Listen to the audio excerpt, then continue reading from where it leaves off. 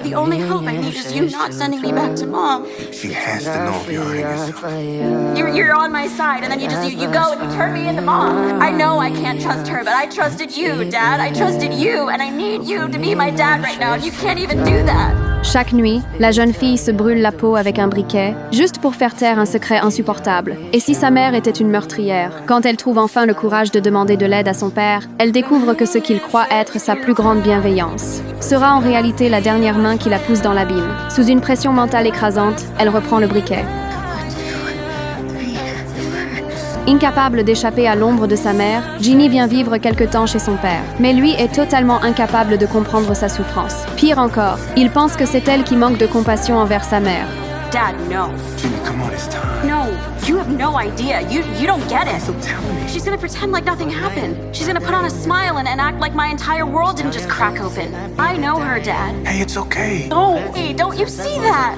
La pression constante et l'incompréhension du père font craquer Ginny sur place. Respiration coupée, vertige, elle plonge dans une crise de panique violente. Le père accourt aussitôt, étonnamment expérimenté, et commence à la guider pour qu'elle reprenne le contrôle. Il lui confie que sa mère a, elle aussi, vécu exactement la même chose. Rassurée, Ginny finit par baisser sa garde et avoue ce secret honteux et douloureux qu'elle cache depuis si longtemps.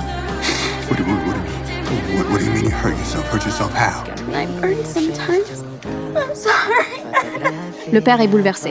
Il serre sa fille contre lui et lui promet de l'aider, sans se douter que ce qu'il va dire ensuite va la précipiter une nouvelle fois dans l'enfer. Pour lui, l'automutilation de Ginny doit absolument être révélée à sa mère. Ginny, en larmes, le supplie de ne pas le faire. Mais le cœur lourd, il ramène quand même les enfants chez leur mère, Georgia. Georgia sent immédiatement que quelque chose ne va pas. Elle isole Ginny dans la cuisine et commence son numéro. You think I'm the evil parent, right? Not like Dad. I see you guys looking at each other. Oh, Mom's crazy. She's evil, right? That's why you ran away today. Yeah. What's going on? You said you wanted to talk. Talk. Quand le père propose que Ginny vienne vivre chez lui quelque temps, la mère refuse sans la moindre hésitation. Elle va même jusqu'à utiliser son jeune fils pour mettre Ginny à l'écart. Face à ce dialogue impossible, le père comprend qu'il ne reste plus qu'une seule option, abattre sa dernière carte. Look, there's more to it. Ginny's been... Stop. Ginny, we have... No!